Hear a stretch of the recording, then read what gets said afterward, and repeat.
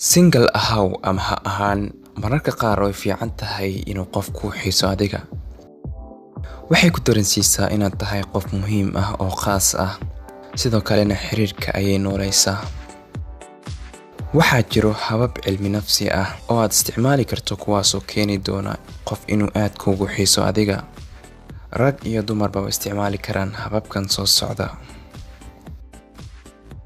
Number 2. Ha xiriirin qofka maalin kastaba. Baasku qabo wada sheekaysiga maalinlaha ee aan dhamaanin. Sababta ay u fiican tahayna waa tan. Inta yar ee aad isla hadashaan qofka waa inta badan ee aad isku soo xiisi doontaan. Maskaxdeena waxay rabtaa mararka qaar waxyaabaha aanan haysan. Tusaale, waxaad aad u rabtaa adiga laptop ama computer. Markaad hesho 2 beri kadibna sidii hore oo kale uma rabtid. Waa wax iska dabiici ah oo dhaca. Marka waxaa loo baahan yahay in la kala maqnaado waqti si la iskugu soo xiiso. Number 2. Yeelo caraf ku gooni ah. Haddii aad qofka kulantaan waqti ka waqti, waxaad samaysaa isticmaal cadar ama barfuun ku gaar ah oo uu qofka ka heli doono. Waxaan kugula tali lahaa inaadan isticmaalin kuwa raqiista ah ee aan carafta lahayn. Number 3. Si tartiib ah u dhis xiriirkiina. Waxaa jirta oraah dhahayso Rome laguma dhisin hal maalin. Si la mid ah xiriiradana waa sidaas oo kale. Marka aad xiriirka si tartiib ah u dhisto, qofka taasi waxay siin doontaa waqti uu adiga kaaga fikiro kuna xiiso. Number 4. Noqo qof aan la qiyaasi karin.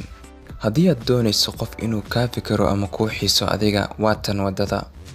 Ma xusuusataa markii aad yareed ee uu aabe ku dhihi jiray, markaan soo laabto waxaan kuu keeni doonaa waxaad ku farxdo. Adigana ilaa intuu kaaga imaanayo waxaas ayaad ka fikiri jirtay. Sidan oo kale yeel lamaankaaga ama lamaantaada.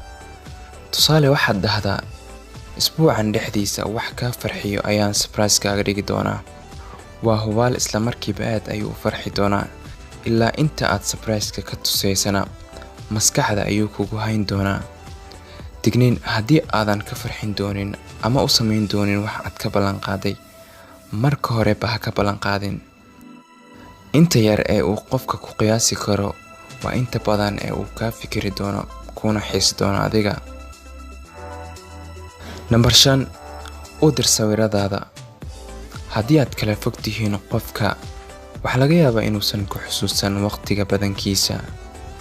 Laakiin haddii aad isbuuc walba galerigiisa hal sawir dhex geliso, waxaa badan doontaa fursadihii uu adiga kugu xusuusan lahaa. U dir sawiro ay farxad kaa muuqato ugu yaraan 1 mar bishii, xitaa isagoon kaa codsan. Waxaad ugu dhex dari kartaa adiga oo sheeko u wada ama maalintaada uga sheekeynaya. Tusaale ahaan, maanta xafladaas ayaan jiray, waqti qurux badan ayaan la soo qaaday asxaabteyda. Markaas oo kale u raacay sawirada. Number 6.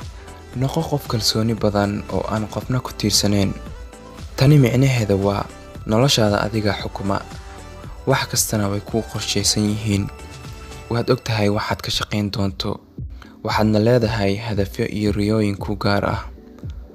Mar hadday ogaadaan inaad tahay qof qorshe mustaqbal fiican leh, waxay rabi doonaan inay ka mid ahaadaan noloshaada.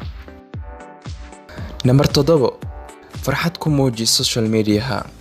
Haddii aad ka mid tahay dadka xiiseeya inay sawiradooda soo dhigdhigaan Facebook ama aaladaha bulshada, waxaad samayn kartaa inaad markasta adigoo faraxsan isu soo dhigto Facebook iyo wixii la mid ah. Qofka hadduu arko adigoo daa'im faraxsan, wuxuu rabi doonaa inuu waqti kula qaato adiga. Mararka qaar waxa kaliya ee aad u baahan tahay inaad samayso ayaa ah inaad qofka siiso waqti uu kugu xiiso adigana aad ugu xiisto. Waa intaas saaxiibayaal. I hope inaad ka hesheen muuqaalkan. Haddii aad ka heshay like muuqaalkan, haddii aad nagu cusub tahay nagu soo biir channelkeena YouTube-ka. Insha Allah til muuqaalkeena xiga waxaan idinku dhaafay. Salaam.